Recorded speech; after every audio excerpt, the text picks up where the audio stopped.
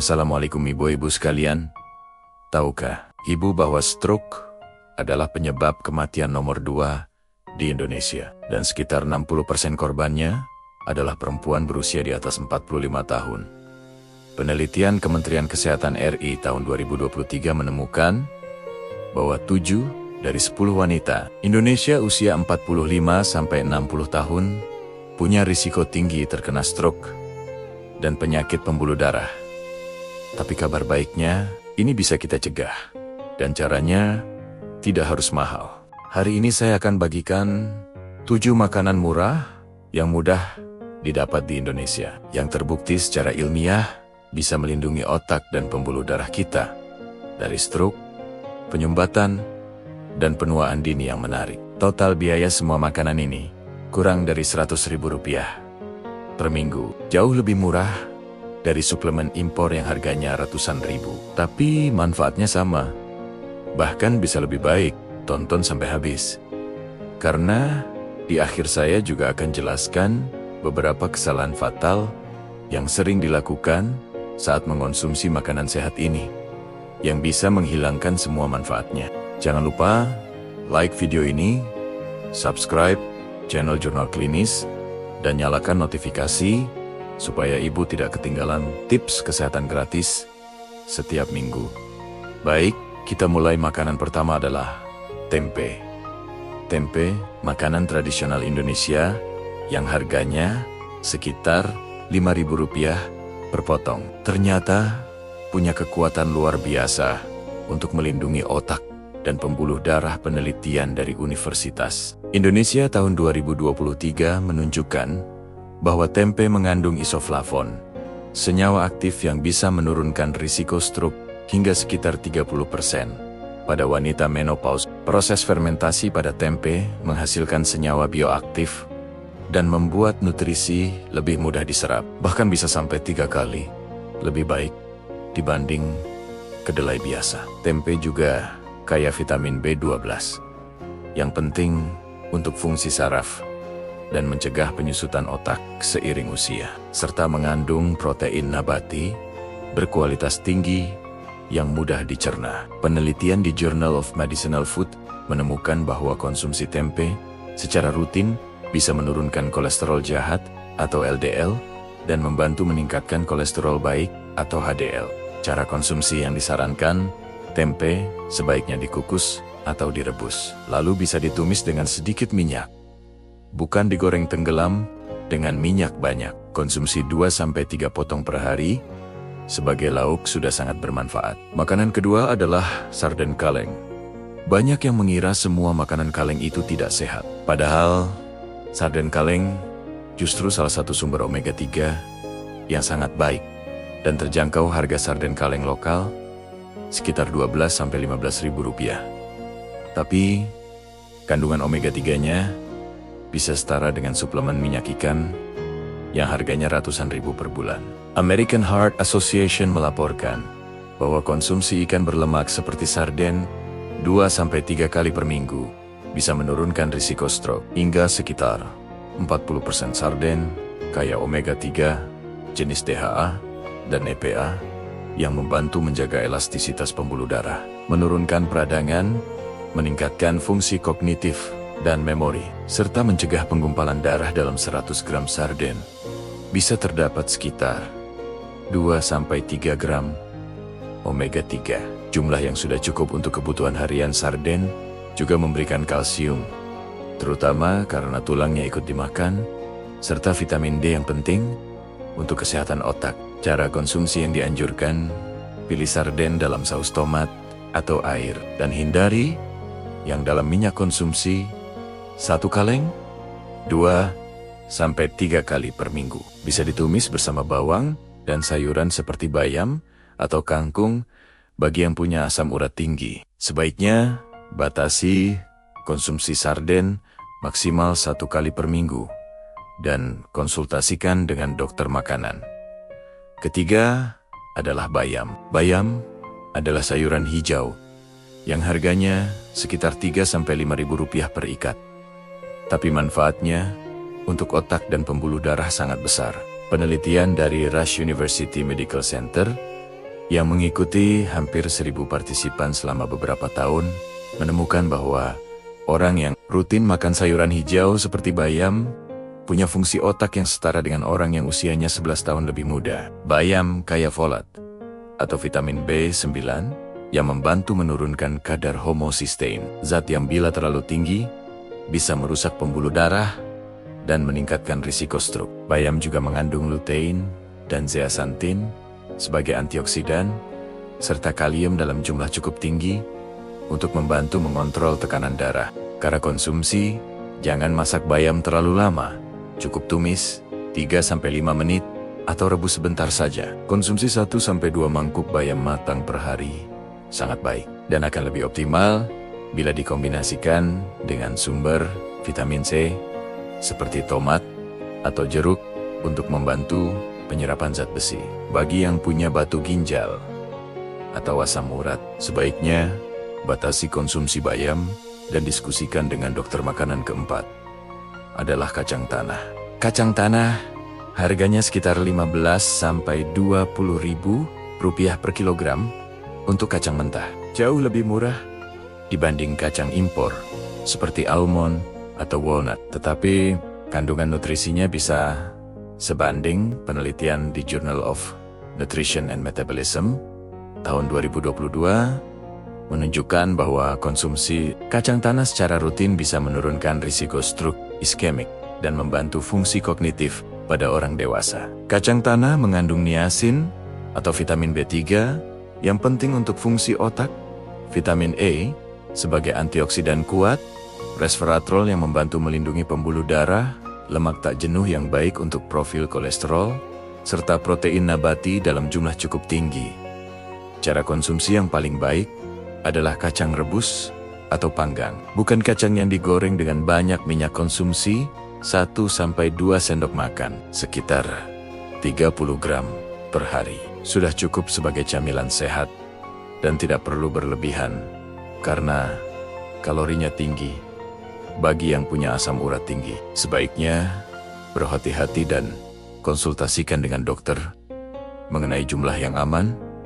Makanan kelima adalah tomat. Tomat harganya sekitar 8-12 ribu rupiah per kilogram, tapi mengandung antioksidan kuat bernama lycopene. Penelitian di jurnal neurologi pada lebih dari 1.000 orang menunjukkan bahwa kadar lycopene yang tinggi dalam darah berkaitan dengan risiko stroke yang sekitar 55% lebih rendah. Lycopene adalah pigmen merah alami pada tomat yang bekerja melindungi pembuluh darah dari kerusakan, mencegah oksidasi kolesterol jahat, membantu menurunkan tekanan darah, dan mengurangi risiko penggumpalan darah. Tomat juga mengandung vitamin C, kalium, dan folat yang mendukung kesehatan pembuluh darah. Menariknya, tomat yang dimasak justru memberikan lycopene yang lebih mudah diserap tubuh dibanding tomat mentah. Cara konsumsi, masak tomat dengan sedikit minyak sehat karena lycopene larut dalam lemak. Konsumsi 2-3 buah tomat ukuran sedang per hari atau 1-2 gelas jus tomat tanpa gula. Tambahan tomat sangat baik dikombinasikan dengan sayur lain atau telur untuk menambah nilai gizi.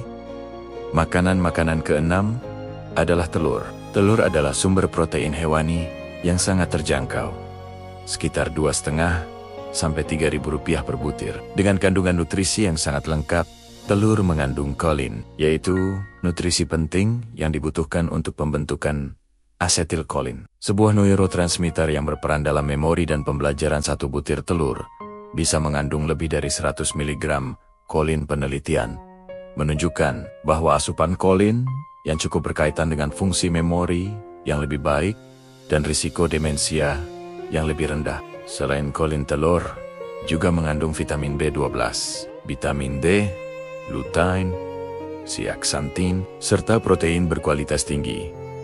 Banyak orang masih takut makan telur karena khawatir kolesterol. Padahal penelitian terbaru menunjukkan bahwa pada kebanyakan orang sehat, kolesterol dari makanan hanya sedikit memengaruhi kadar kolesterol darah. Yang lebih berpengaruh adalah lemak jenuh dan lemak trans dari makanan lain untuk orang sehat.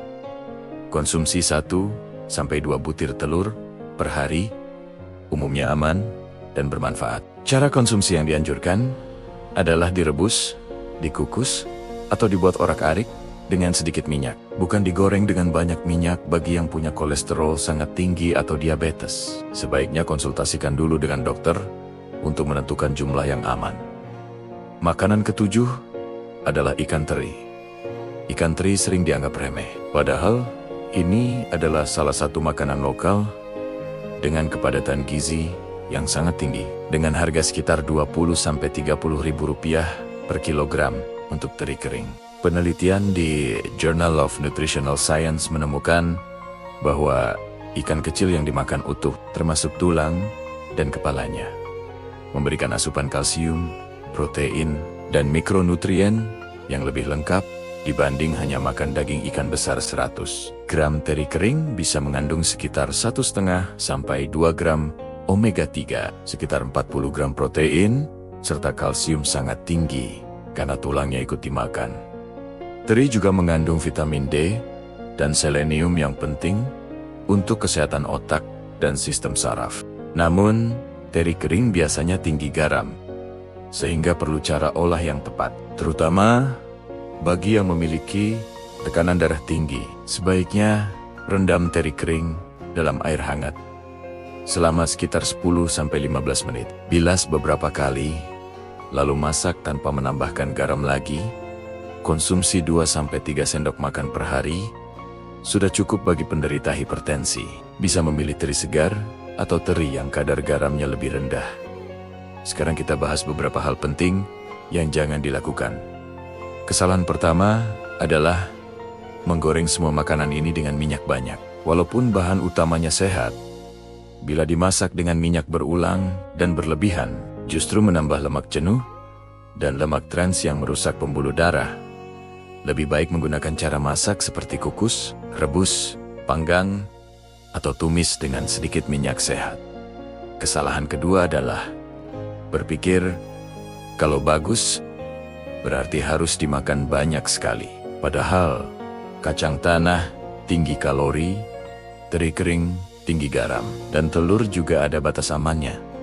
Terutama pada kondisi tertentu, ikuti porsi yang wajar dan seimbang. Kesalahan ketiga adalah tidak konsisten, makan sekali 2 kali saja, lalu berhenti, tidak akan memberi manfaat jangka panjang. Yang dibutuhkan adalah kebiasaan harian yang berulang.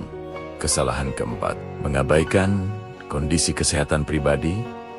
Kalau punya asam urat tinggi, hipertensi, kolesterol sangat tinggi, atau penyakit lain, penting sekali menyesuaikan pilihan dan jumlah makanan. Dengan saran dokter, kesalahan kelima adalah menambah gula, garam, atau penyedap berlebihan yang akhirnya menghilangkan manfaat dari makanan sehat tadi. Gunakan bumbu alami seperti bawang putih, jahe, kunyit, dan rempah lain untuk menambah rasa tanpa merusak nilai gizi. Sekarang kita ringkas kembali. Makanan pertama, tempe, sumber isoflavon dan vitamin B12. Makanan kedua, sarden kaleng, sumber omega 3 yang terjangkau. Makanan ketiga, bayam, sayuran hijau yang membantu menjaga otak tetap muda. Makanan keempat, kacang tanah, kaya niacin, vitamin E, dan lemak baik. Makanan kelima, tomat, sumber likopen yang membantu menurunkan risiko stroke. Makanan keenam, telur, kaya kolin, dan protein berkualitas tinggi. Makanan ketujuh, ikan teri, sumber kalsium, protein, dan omega 3 dengan harga murah. Semua ini bisa dibeli dengan total biaya kurang dari 100 ribu rupiah per minggu bila diatur dengan baik. Yang terpenting adalah konsistensi, variasi, dan cara memasak yang tepat, serta menyesuaikan dengan kondisi kesehatan masing-masing. Ibu tidak perlu menunggu punya banyak uang untuk mulai hidup sehat. Dengan memanfaatkan makanan lokal yang murah dan mudah didapat, ibu sudah bisa mulai melindungi otak dan jantung dari sekarang. Kalau ibu merasa video ini bermanfaat, silakan like, tinggalkan komentar makanan mana yang paling sering ibu konsumsi, dan bagikan ke keluarga atau teman yang menurut ibu perlu tahu informasi ini. Jangan lupa subscribe dan nyalakan notifikasi supaya tidak ketinggalan video edukasi kesehatan berikutnya. Kesehatan adalah investasi jangka panjang yang tidak bisa digantikan. Sampai jumpa di video berikutnya, dan semoga ibu selalu sehat.